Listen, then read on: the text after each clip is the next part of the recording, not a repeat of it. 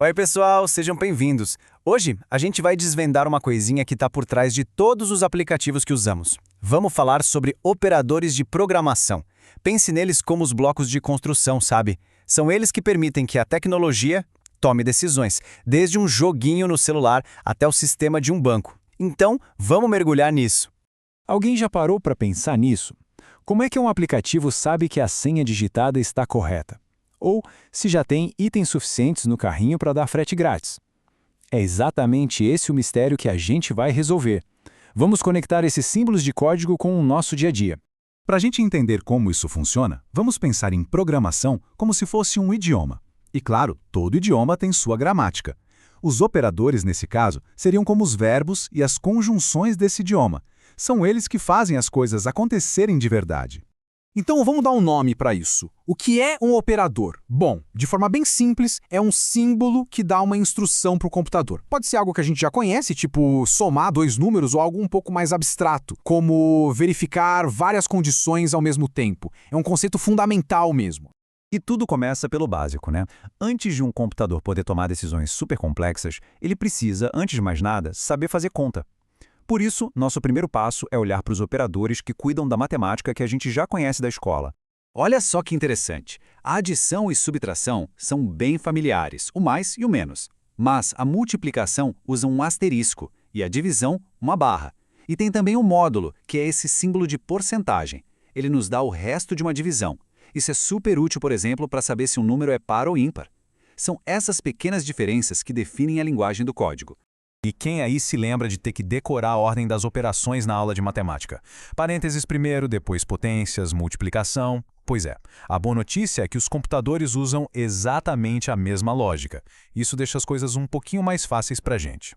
E essa hierarquia é super importante. O que está dentro dos parênteses é sempre resolvido primeiro. Não tem exceção. Depois vem os expoentes. E aí, multiplicação e divisão têm a mesma prioridade, assim como adição e subtração. O computador segue essa ordem de forma super rigorosa, não tem margem para erro. Quando a gente olha para uma expressão como essa aí na tela, pode parecer meio confuso. Para nós, é uma linha de código. Mas para o computador, é como um quebra-cabeça que ele vai resolvendo peça por peça, seguindo direitinho aquelas regras de hierarquia que a gente acabou de ver. E aqui a gente vê o processo acontecendo. Reparem só como ele vai quebrando o problema. Primeiro o que está dentro de cada parêntese, depois as operações internas, e só lá no final ele junta tudo para fazer a divisão. É um processo totalmente lógico, metódico. Ok, então os computadores já sabem fazer contas. Qual é o próximo passo? É permitir que eles façam perguntas sobre esses números. Isso nos leva dos simples cálculos para as comparações. E aqui tem uma grande virada de chave. Uma expressão matemática, como a da esquerda, nos dá um número como resultado. Mas uma expressão relacional, que usa operadores de comparação como a da direita, nos dá uma coisa completamente diferente. Ela nos dá uma resposta verdadeiro ou falso. É basicamente uma resposta de sim ou não. Certo. E como a gente faz essas perguntas? Usando esses operadores aí. Maior que e menor que são bem diretos. Mas muita atenção agora no operador de igual. Para a gente perguntar se duas coisas são iguais em programação, a gente usa um sinal de igual duplo, o igual igual.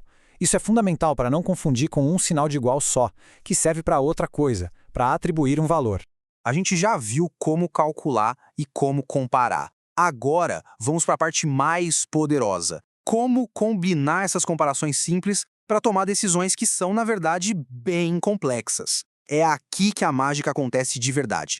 E tudo se resume a 3 operadores lógicos principais: e, ou e não. Em linguagens de programação como o Python, por exemplo, eles são escritos exatamente assim, como and, or e not. Eles são as conjunções que nos permitem conectar múltiplas perguntas de verdadeiro ou falso. Vamos ver um exemplo prático do dia a dia. Para ter frete grátis numa loja online, talvez o total do carrinho precise ser maior que R$50 e, ao mesmo tempo, a pessoa tem que ser um membro premium. Se só uma dessas condições for verdadeira, não funciona. As duas precisam ser. É para isso que serve o e. E é assim que tudo se junta. Com apenas esses 3 tipos de operadores, os aritméticos, os relacionais e os lógicos, é possível construir aqueles comportamentos incrivelmente complexos que a gente vê em todos os softwares. Agora, que tal um pequeno teste? Deem uma olhada nessas expressões na tela. Com base no que a gente viu sobre a ordem das operações, quais seriam os resultados? Dá para pausar um pouquinho para pensar se quiserem. E aqui estão os resultados. Reparem como na segunda linha, o parêntese força a subtração a acontecer primeiro, o que muda completamente o resultado em comparação com a linha de cima. A hierarquia dos operadores é realmente a chave de tudo. E partindo da matemática simples, a gente chega a algo assim.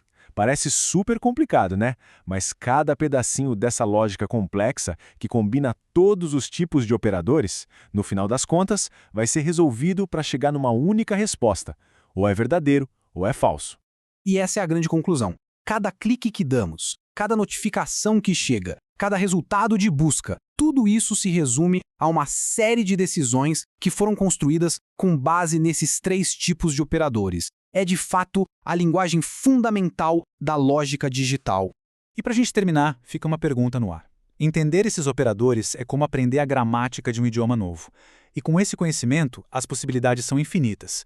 Que tipo de lógica, que tipo de histórias poderiam ser construídas a partir daqui?